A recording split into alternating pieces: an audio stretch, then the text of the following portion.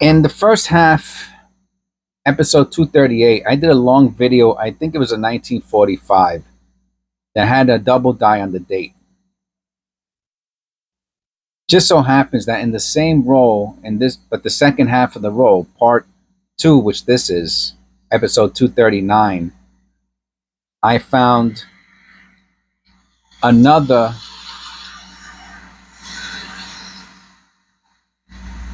awesome penny. And this is it.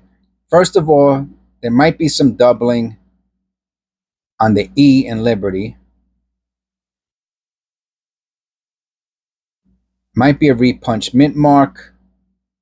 There's a bunch of things on the obverse that might be going on this 1953 Denver.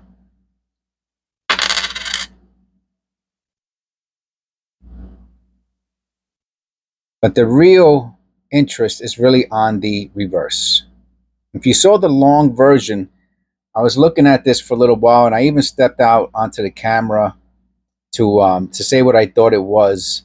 And I took a second look at it, and I'll be honest with you, usually during my second look or third look, I change my mind. I didn't in this case.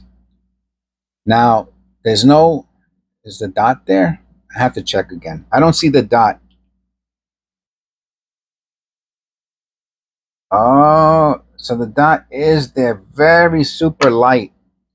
So the dot is there, an E plurius, right next to the damage in the U. Okay, let me get the arrow.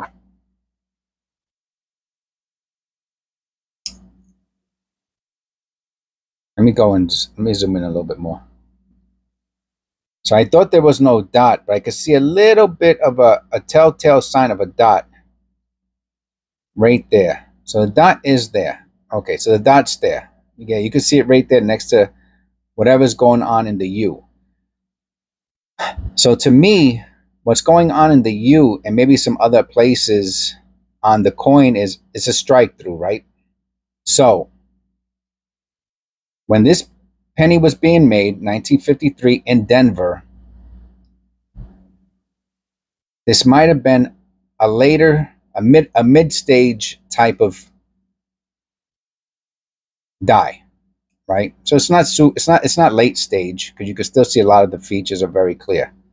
Early to mid-stage die, and there was debris on the anvil. So when the planchet dropped on top of the debris and it struck, it made these marks in the letters right there, right? But now I think that's a strike through, right? But this here is an element underneath the U. That's an element.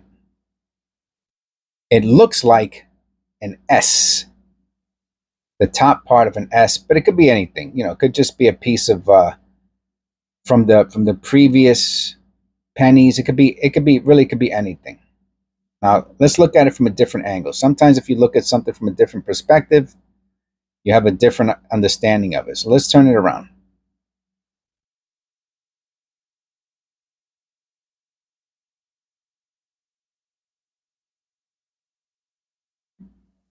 See, it's hard to get a good, all right, that's not bad.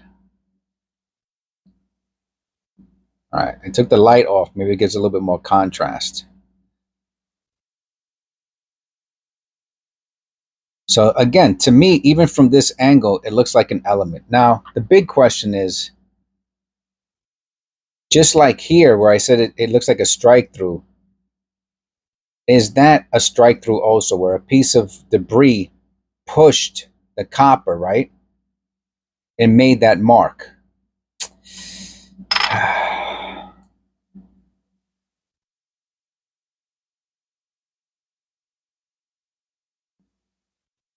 Let me take another look at it under the loop, because that's the other thing it could be. I mean, it fits in with what's going on.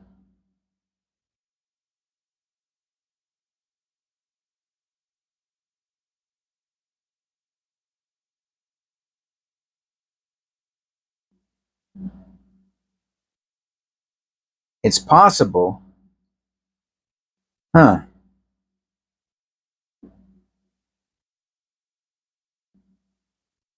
Funny thing is that I'm saying strike through, right? Can you see right under the S?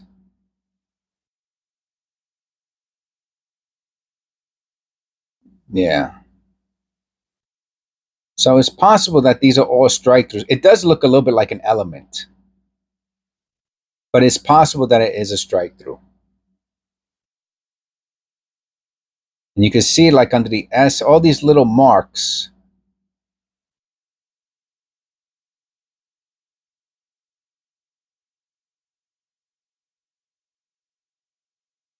Anyway, it's still pretty cool, even if it's a strike through. I mean, obviously, if it's a dropped element, that gives it way, way, way more value. But the longer I'm looking at it, the more I think it really fits with the whole strike through. Like you can see over here,